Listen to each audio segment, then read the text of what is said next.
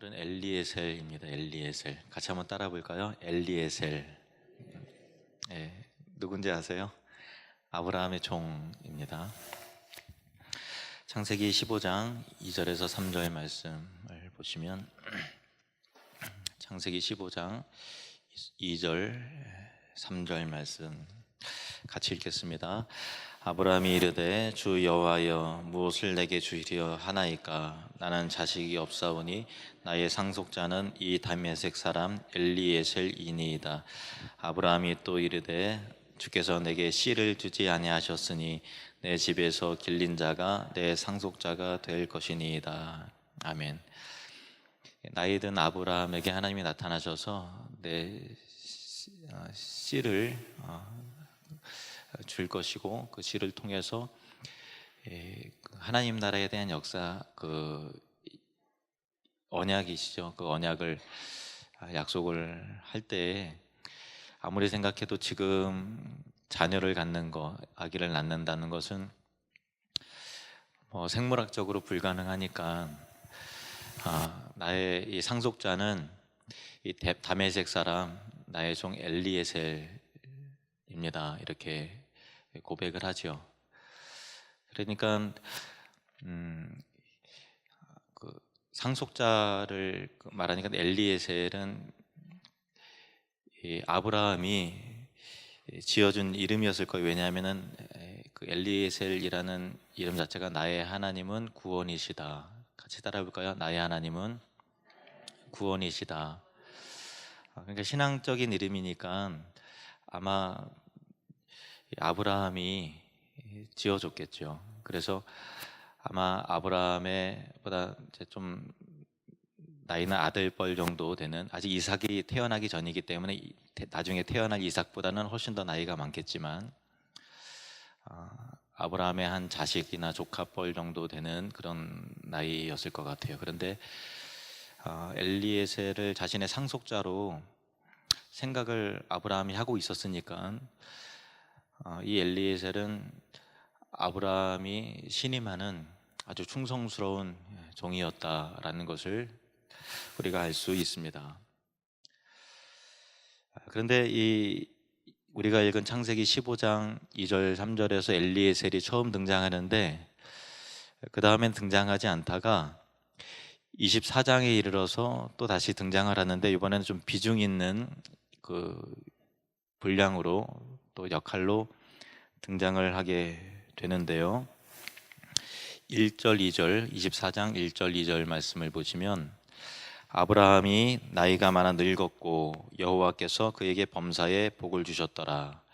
아브라함이 자기 집 모든 소유를 맡은 늙은 종에게 이르되 청하건대 내 허벅지 밑에 내 손을 넣어라. 이렇게 했어요. 그러니까 아브라함이 나이가 많아 늙었고, 그러니까 이제 얼마 남지 않은 그런 상황이에요. 근데 자기의 조카나 자식뻘 되는 엘리에셀도 세월이 지나다 보니까 늙은 종이라고 이게 나오잖아요.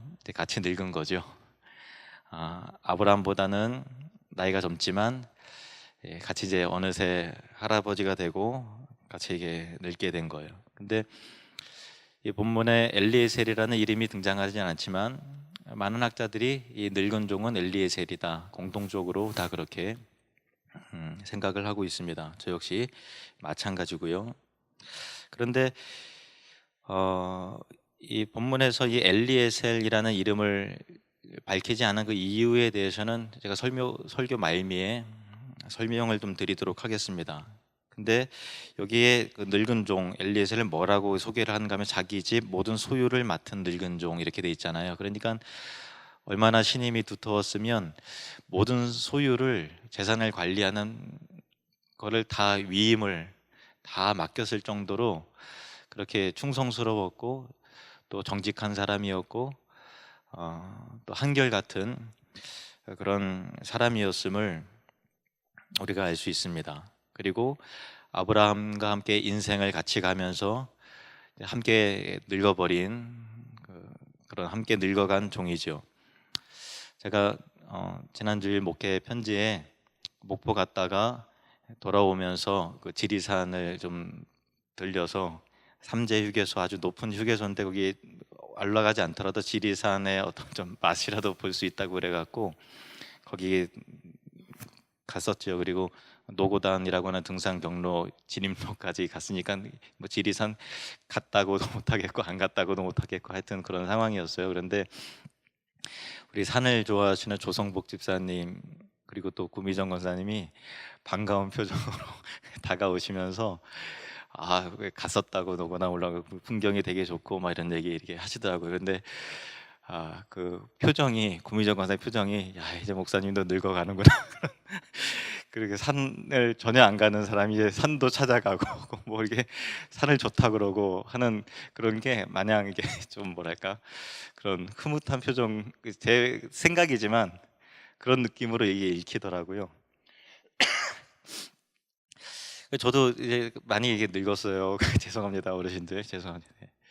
그래서 이게 설교 원고가 노안이 와갖고 잘 이게 잘 안 보여요. 그래서 이 대충 보고서 했는데 내년에는 이제 이 다초점 렌즈를 써서 밑에 이게 돋보기가 달린 그 안경을 쓰긴 해야 되겠는데 용기가 잘 안 생기더라고요. 이게 갑자기 좀 왠지 서글프고 또 좀 왠지 아직 40대 후반도 아니고 좀 일찍 온 것 같아요. 눈이 원래 좋은 사람이 노안이 좀 일찍 온대요. 그래서 좀 늙어가는구나. 산도 좋아지고 그런 거 보니까 그렇게 생각이 됐어요. 근데 이게 아브라함과 함께 이제 늙어가는 이 엘리에셀을 생각해 보면 뒤에 24장에 우리가 이제 탐구해 보겠지만 아주 훌륭한 신앙인으로 잘 세워졌어요. 그의 이름에 걸맞게 굉장히 그 아브라함의 영향을 받은 거겠죠. 같이 늙어가면서 아브라함의 어떤 영성 또 하나님을 향한 믿음이 고스란히 엘리에셀에게 묻어나오는 것을 보게 되거든요. 그러니까 우리가 한 공동체로 묶였다는 것은 같이 늙어가면서 같이 훌륭해져가는 그런 그 삶이 우리 그 성도의 삶이죠. 목사와 함께 같이 늙어가고 우리 권사님, 장로님 같이 늙어가고 우리 젊고 아들뻘 같이 됐지만 어느새 세월이 지나면 둘 다 할아버지가 돼 있고 둘 다 할머니가 돼 있는 그런 게 바로 교회 공동체잖아요. 우리 옆 사람 축복하면서 훌륭하게 우리 함께 훌륭하게 늙어갑시다. 우리 같이 훌륭하게 늙어갑시다. 네. 지금이야 뭐 젊은 사람 또 나이 든 사람 이렇게 뭐 차별이 있고 10년 차, 20년 차가 차이가 많이 나는 듯 하지만 우리 어르신들 또 누림 아카데미 이렇게 보니까 20년 차는 아무것도 아닌 것 같이 다니시고 그렇지 같이 다 할아버지가 되듯이 다 그런 것 같아요. 네, 아브라함과 이 엘리에셀의 관계가 그런 거죠. 그런데 이 엘리에셀의 그 훌륭함 그리고 늙어서도 젊어서도 아브라함이 하나님에게 나의 상속자는 이 엘리에셀입니다라고 하나님 앞에 이 엘리에셀을 자기의 아들처럼 상속자로 생각했는데 이 나이가 들어서도 모든 소유를 그대로 여전히 신임하고 있었다라는 것은 그 엘리에셀이 그 훌륭함이 그냥 세월이 가면서 그냥 된 게 절대 아니에요. 왜냐하면은 잘 보세요. 아브라함은 엘리에셀을 자기 상속자로 생각하고 있었죠. 엘리에셀도 그 느낌으로써 그걸 알고 있었을 거예요. 그런데 이삭이 태어나면서부터 어긋나게 됐죠. 마치 이스마엘과 비슷한 처지였어요. 이스마엘도 상속자였는데 이삭이 태어남을 통해서 서열에서 밀리게 된 거죠. 서자니까.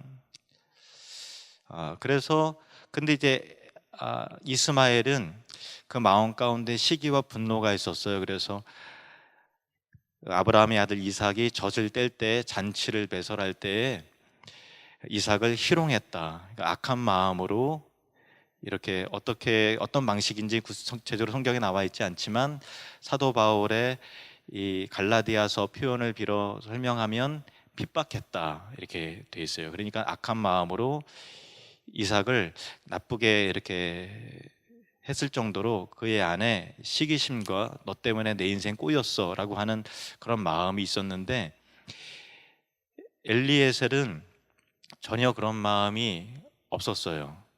있었을지 모르겠지만 잘 이겨냈어요. 자기의 분수와 위치를 끝까지 지켜냈던 사람이 바로 엘리에셀이에요. 참 훌륭한 사람이죠. 아브라함의 아들처럼 모든 유산과 상속을 이어받을 수 있었으나 그거 모든 것들이 변경되고 바뀌어졌음에도 불구하고 한결같은 종이에요. 그래서 창세기 24장 34절 말씀을 보시면 그의 성실하게 자기 위치를 지킨 것을 보면 나중에 이제 그 라반에게 이렇게 말합니다. 34절 같이 읽겠습니다. 시작. 그가 이르되 나는 아브라함의 종이니이다. 자기의 정체성이 확고했어요. 그리고 또 다른 훌륭한 게 뭐냐면은 66절 말씀 보시면 같이 읽겠습니다. 시작. 종이 그 행한 일을 다 이삭에게 아뢰매. 이삭보다 나이가 이제 훨씬 많죠. 근데 이삭을 아브라함에게 섬기듯이 이삭을 그렇게 섬기고 또 이삭에게 충성스럽게 했던 사람이 바로 이 엘리에셀이다. 참 훌륭하죠. 예, 훌륭하게 자기의 위치를 참 묵묵하게 나이가 들도록 잘 지켜냈던 그런 사람입니다. 우리도 한결같은 예수 그리스도의 종이 되기를 축복합니다. 세월이 지나도 이 엘리에셀이 나는 아브라함의 종이니이다 라고 했듯이 우리의 어떤 상황에서도 나는 예수 그리스도의 종입니다 라고 하는 자기의 정체성에 대해서 분명한 자각과 인식을 하는 저와 여러분이 되기를 주님의 이름으로 축원합니다. 1절에 아브라함이 나이가 많아 늙었다라고 표현이 나오는데요. 이제 한 세대가 저물어가고 또 다음 세대가 이제 다가오는 그런 표현이죠. 새로운 세대가 구속사의 전면으로 등장하고 있다는 것을 말해주고 있습니다. 그리고 아브라함에게는 아직도 감당해야 될 사명이 남아 있는데 중요한 사명, 그것은 하나님께서 약속의 아들로 주신 이삭의 배필을 얻어주는 것, 이삭의 결혼까지 잘 책임져 주는 것이 아브라함에게서, 나이 든 아브라함에게 있어서 가장 중요한 사명이었습니다. 3절 4절 말씀을 보시면 그 이삭의 결혼이 왜 중요한가에 대한 내용들이 쭉 나오는데요. 제가 읽겠습니다. 아브라함이 엘리에셀에게 말합니다. 내가 너에게 하늘의 하나님 땅의 하나님이신 여호와를 가리켜 맹세하게 하노니 너는 내가 거주하는 이 지방 가나안 족속의 딸 중에서 내 아들을 위하여 아내를 택하지 말고 내 고향 내 족속에게로 가서 내 아들 이삭을 위하여 아내를 택하라. 그때 이제 엘리에셀이 묻습니다. 5절에 보면은 5절에 종이 이르되 여자가 나를 따라 이 땅으로 오려고 하지 아니하거든 내가 주인의 아들을 주인이 나오신 땅으로 인도하여 돌아가리이까. 그러니까 정말 좋은 배우자를 만났는데 이쪽으로 가나안 땅으로 오지 않고 이삭이 그쪽으로 오기를 요청을 하면은 이삭을 데리고 가는 게 낫겠습니까? 라고 할 때 아브라함은 단호하게 이렇게 말하죠. 6절 말씀. 아브라함이 그에게 이르되 내 아들을 그리로 데리고 돌아가지 아니하도록 하라. 그리고 그가 확신하는 바에 대해서 구체적으로 말하기를 7절 말씀 보시면 하늘의 하나님 여호와께서 나를 내 아버지의 집과 내 고향 땅에서 떠나게 하시고 내게 말씀하시며 내게 맹세하여 이르시기를 이 땅을 내 씨에게 주리라 하셨으니 그가 그 사자를 너보다 앞서 보내실지라 내가 거기서 내 아들을 위하여 아내를 택할지니라. 그러니까 아브라함은 이 약속의 이 아들을 위해서 가나안 족속 중에서가 아니라 하나님께서 택하신 그 아내를 반드시 예비하셨으리라는 확신이 분명히 있는 거죠. 그리고 하나님께서 아브라함에게 약속하신 것은요, 이 자손에 대한 약속을 하셨고요, 땅에 대한 약속을 하셨어요. 그래서 그런 아브라함에게 항상 두 가지 유혹 또 이 위험이 있었는데, 첫 번째는요, 세상의 유혹에 끌려서 가나안 땅을 떠나게 되는 것, 그 유혹으로부터 그 이삭을 지켜야 되는 그런 사명이 있었어요. 왜냐 아브라함도 이 기근 때에 애굽으로 갔다가 돌아온 적이 있었죠. 그리고 또 그랄 땅으로 갔다가 또 이게 돌아왔어요. 아브라함도 그게 얼마나 큰 유혹인지 아브라함도 잘 알고 있었어요. 그러니까 축복의 땅, 약속의 땅, 이 가나안을 반드시 벗어나서는 안 된다라고 하는 것을 이 아브라함은 분명히 붙잡고 있는 것이죠. 그래서 이삭이 그리로 가면 안 되고 반드시 여기서 살아야 된다라는 얘기였고요. 두 번째는 뭐냐면 혈통, 자손이죠. 당차 올 그 혈통을, 순수한 혈통을 보존하는, 그래서 이 가나안 땅, 우상을 섬기는 가나안 땅 족속 중에서 아내를 취하면 안 된다. 그래서 하나님께서 택하신 우리 가문 가운데서 이 아내를 반드시 택해야 된다라고 하는 그런 거예요. 근데 이것도 유혹이 굉장히 크다는 것을 아브라함이 알고 있어요. 자기 역시도 애굽 사람 하갈을 통해서 이 자식을 생산하려는 그런 유혹을 이기지 못해서 그렇게 한번 무너졌던 적이 있었잖아요. 그래서 이 이상만큼은 가나안 땅이라고 하는 약속의 땅에서 거주해야 되고, 그리고 그럼에도 불구하고 가나안 사람들 중에서는 아내를 택해서는 안 된다라고 하는 이 장차 올 예수 그리스도의 혈통과, 그리고 그 이스라엘을 장차 이루게 될 하나님 나라를 이 땅 가운데서 이루게 하려는 이 약속을 아브라함은 믿고 반드시 붙드는 것이고, 이 두 가지 위험으로부터 이삭을 보호해야 될 사명이 남아있는 그런 것이죠. 그래서 만약에 이삭이 이 가나안 땅을 떠나서 메소포타미아로 원래 아브라함이 나왔던 그 땅으로 돌아가게 되든가, 아니면 가나안 여인과 섞이는 결혼을 한다면 그것은 하나님의 언약을 저버리는 것이고 결과적으로 하나님의 계획하심을 대적하는 일이 된다라는 거예요. 그래서 이 창세기 24장은 이삭의 결혼은 마땅히 언약의 씨를 보존하는 차원에서 생각되어야 되며, 그리스도가 탄생할 계보를 마련하는 맥락에서 생각되어야 되는 그런 이 본문이죠. 그래서 이 중대한 일을 누구한테 맡깁니까? 자기 충성스러운 종 엘리에셀에게 이것을 맡깁니다. 그의 충성스러운 늙은 종에게 맡깁니다. 8절 9절 말씀을 보시겠습니다. 8절 9절 말씀.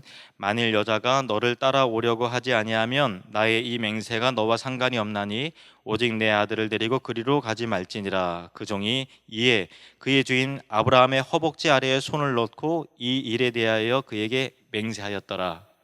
분명히 신신당부하면서 맹세하는 그런 일이에요. 그리고 이 엘리에셀이 이 막중한 사명을 감당하는 일 가운데 그 엘리에셀이 어떤 사람인가가 드러나게 되는데, 첫 번째를 보시면은 하나님의 인도하심을 구해요. 12절 말씀을 보시면은 이제 메소포타미아로 도착을 해서 약대를 이끌고 메소포타미아로 많은 또 선물을 준비해서 아브라함의 원래 고향 그 땅으로 도착을 합니다. 12절에 보면은 같이 읽겠습니다. 시작.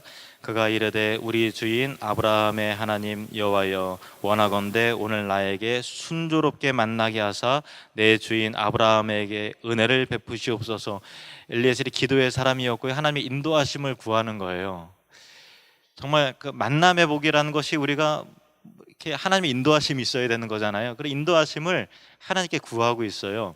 그런데 하나님께서 이 만나게 하시라는 그 사인을 어떻게 확인할까? 그래서 엘리에셀이 하나님께 기도하면서 내가 성 밖에서 지금 우물가에서 목말라 있는데 지금 성중에 있는 많은 안악들이 이제 그 우물을 기르러 나올 때 나로 하여금 물을 달라라고 하면 흔쾌히 물을 주고 나의 이 낙타들까지도 물을 먹이는 정말 덕스럽고 친절한 여인이 있다면 그가 하나님께서 예비하신 나의 이 주인 아브라함의 며느리로서 또 이삭의 아내로서 맞을 그 사람인 줄로 내가 알겠습니다 라는 기도를 했더니, 이 말이 끝나기도 전에 리브가가 오는 거예요.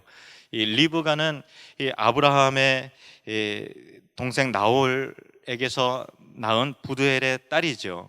그래서 그 리브가의 만남 가운데 그가 간구한 대로 이 엘리에셀에게 물을 줄 뿐만 아니라 낙타들까지도, 당신의 낙타들 가축들에게도 내가 물을 길어 주겠습니다. 그래서 열심히 물을 길어서 낙타들을 이렇게 먹이는 때에 그 늙은 종이 그것을 묵묵히 바라봅니다. 21절 말씀을 보시면 21절 시작.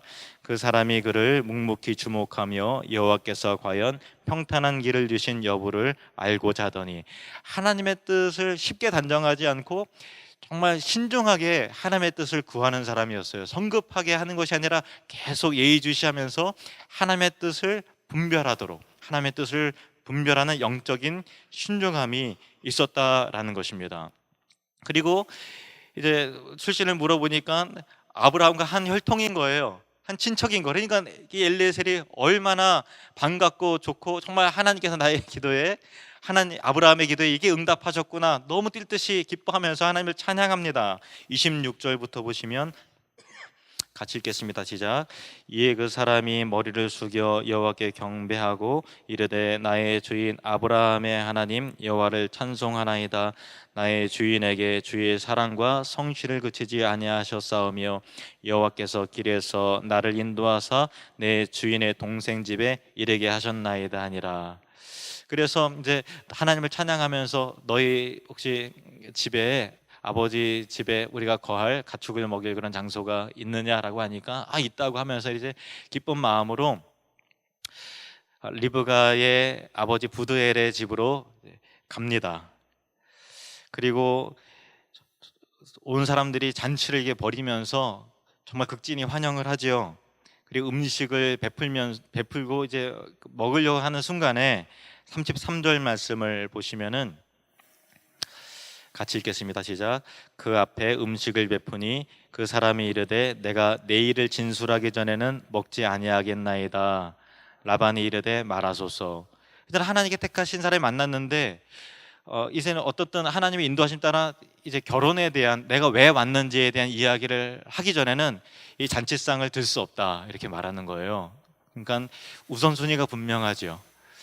이 엘리에셀은 그런 사람이었어요. 우선순위가 하나님 앞에서 자기의 사명을 잠시도 잊지 않고, 그리고 잔치를 배설하는 순간에 음식을 들기 전에 내가 온 목적을 먼저 말해야 된다라고 해서 말을 쭉 했을 때, 그 순간 이게 다 하나님의 뜻인데 우리가 무슨 가부를 결정하겠느냐, 우리는 마땅히 순종할 것이다 라고 하면서 그 즉시에서 결혼이 이렇게 승낙이 되는 거예요. 그러니까 식사하기도 전에 그렇게 결혼이 서로 간에 합의가 되는 부분이 나오죠.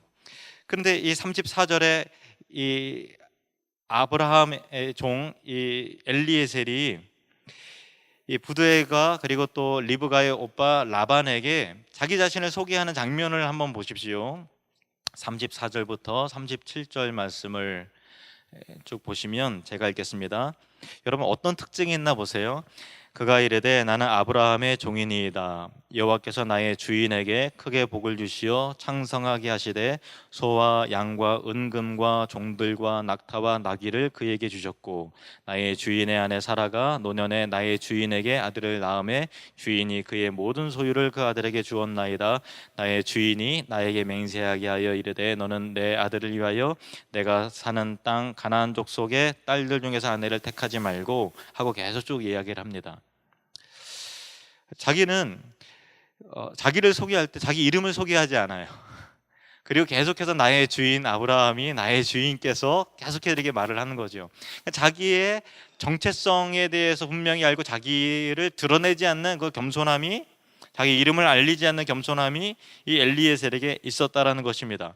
그리고 나서 이제 결혼 승낙이 되고 나서 그 다음날 아침에 이제 황급하게 내 주인에게 돌아가게 하소서, 이렇게 말합니다. 아니, 벌써 이렇게 가냐고, 한 며칠이나 한 열흘이나 우리에게 내 딸과 내 누이가 작별하는 그런 시간을 주어야 할 것 아닙니까?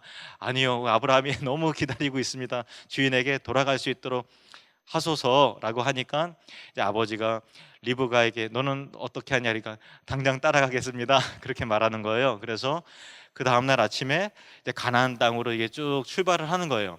그래서 이 엘리에셀이 이 메소포타미아에서 얻은 이 이삭의 아내 리브가를 데리고 쭉 이제 데리고 오는 장면을 한번 좀 보십시오. 자, 61절부터 보시면 여기도 어떤 특징이 나와요. 리브가가 일어나 여자 종들과 함께 낙타를 타고 그 사람을 따라가니 그 종이 리브가를 데리고 가니라. 그때 이삭이 부엘라 헤로이에서 왔으니 그가 네게부 지역에 거주하였음이라. 이삭이 저물 때 들에 나가 묵상하다가 눈을 들어 보매 낙타들이 오는지라.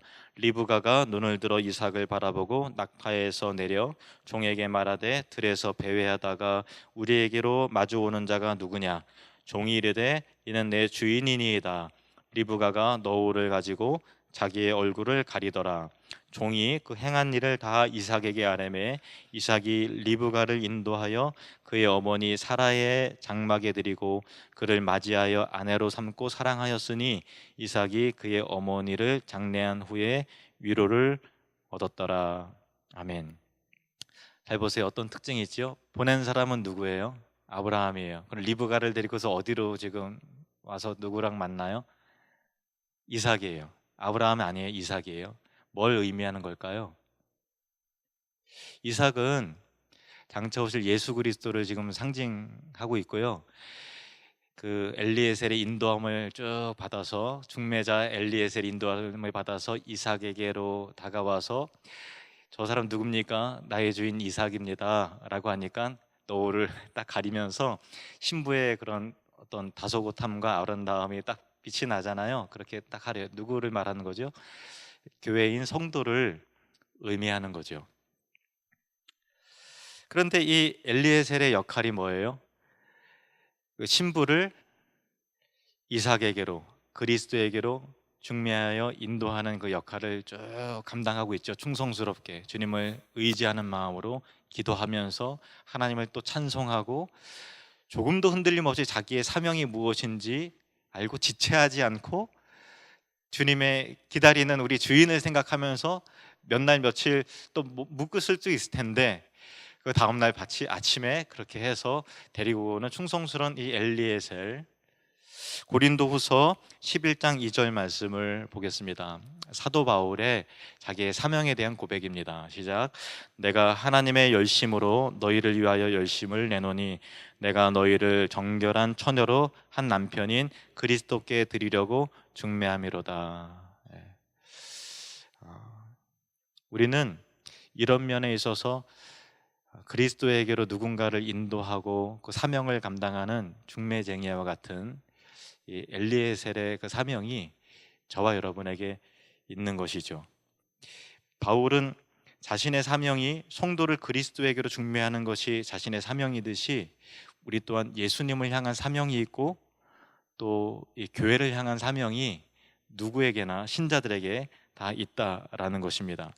그런데 이 엘리에셀이 나는 아브라함의 종인이다 라고 말하면서 자기 이름을 밝히지 않잖아요. 그런데 엘리에셀의 자기 신분을 밝히지 않았지만 이 창세기 24장에 우리가 아까 15장을 통해서 이 사람이 엘리에셀이라는 것은 다 이제 감을 잡았는데 끝까지 엘리에셀의 이름이 나오지 않아요. 왜냐하면 24장에 엘리에셀이 아니면 24장이 설명되지 않을 정도로 아브라함이 나오고요, 그리고 이삭이 나오지요, 그리고 리브가가 나옵니다. 근데 가장 비중 있는 역할을 한 사람은 아브라함도 아니고 이삭도 아니고 라반도 아니고 또 리브가도 아니고 여기서 가장 스토리를 만들어가는데 하나님 인도하심을 구면서 그 사명을 감당하는 사람은 엘리에셀임에도 불구하고 철저하게 늙은 종, 그 종이 그가 이렇게 하면서 그 사람의 이름이 철저하게 감춰지는 것을 볼 수 있죠. 이것이 무엇을 의미하는 것일까요? 종의 자세는 오직 하나님의 이름이, 그리스도의 이름이 드러나는 것으로, 교회가, 그의 신부된 교회가 드러나는 것으로, 그의 예수 그리스도의 몸된 교회가 드러나는 것으로 만족함을 얻는 자가 진정한 종인 줄로 믿습니다. 우리가 많은 사역들을 할 때 내 이름이 드러나지 않도록, 영광이 나에게로 돌아가지 않도록 저와 여러분이 철저하게 그런 겸손함으로 자기를 감추시는, 하나님 앞에서 사람 앞에서 감추시는 은혜가 있기를 주님의 이름으로 축복합니다. 그래서 우리가 누군가를 돕고 구제하고 또 선교하고 할 때 정말 우리 성도님들은 그런 면에 있어서 참 겸손하신 것 같아요. 왜냐하면 항상 교회를 통해서 하잖아요. 직접 할 수도 있는데 교회를 통해서 해요. 그럴 때 받는 사람은 누가 했는지 몰라요. 제가 어느 집사님이 얼마 했고 어느 장로님이 얼마 했습니다, 특별한 때가 아니면 그런 얘기 안 하거든요. 받는 사람은 교회가 한 거예요. 예수님께서 하신 거예요. 근데 여러분이 그런 거에 대해서 내 이름 드러나지 않았다고 제가 헌금 시간에 이름 안 부르잖아요. 그 얘기했다고 저한테 뭐라 그러시는 성도 한 명도 없었어요. 그리고 다 교회를 통해서 해요. 그럴 때 우리는 내가 직접 하게 되면 어떤 게 처음에는 안 그런다 할지라도 자기의 영광이 드러나게 되고, 또 누가 누구에게 고마워하게 되고, 또 우리는 또 자기의 또 영광을 또 은근히 기뻐하게 되는 그런 죄악된 심성이 있는 거잖아요. 저나 여러분이나. 근데 교회를 통해서 하게 되면 그리스도가 드러나게 되는 거예요. 그리스도의 몸인 교회가 영광을 받으면 하나님이 영광을 받으시는 것입니다. 그래서 우리가 철저하게, 나는 감춰지고 이태규 목사도 감춰지고 또 어떤 장로님도 감춰지고 권사님도 감춰지고 모든 성도들이 감춰지고 오직 예수 그리스도만이 존귀하게 드러나는 충성스러운 종 엘리에셀과 같은, 여기서 정말 무명과 같은 아주 비중 있는 역할을 충성스럽게 감당했으나 끝까지 이름을 드러내지 않는 이 엘리에셀과 같은 사람들이 되시기를, 그런 교회와 성도가 되기를 주님의 이름으로 축복합니다. 갈라디아서 2장 20절 말씀을 보시겠습니다. 갈라디아서 2장 20절 말씀 시작. 내가 그리스도와 함께 십자가에 못 박혔나니 그런즉 이제는 내가 사는 것이 아니요 오직 내 안에 그리스도께서 사시는 것이라. 이제 내가 육체 가운데 사는 것은 나를 사랑하사 나를 위하여 자기 자신을 버리신 하나님의 아들을 믿는 믿음 안에서 사는 것이라. 할렐루야. 고린도전서 4장 2절 말씀입니다. 시작. 그리고 맡은 자들에게 구할 것은 충성이니라. 아멘. 충성스러운 종 엘리에살과 같은 주의 종이 되기를, 그런 종 제가 되고 또 모든 목회자와 우리 장로님과 권사님과 우리 안수 집사님과 모든 집사님 성도님들이 되시기를 축복합니다. 우리 찬송가 597장 같이 부르시겠습니다. 우리 충성스러운 종 엘리에셀을 본받기를 원하는 마음으로 597장 부르시겠습니다.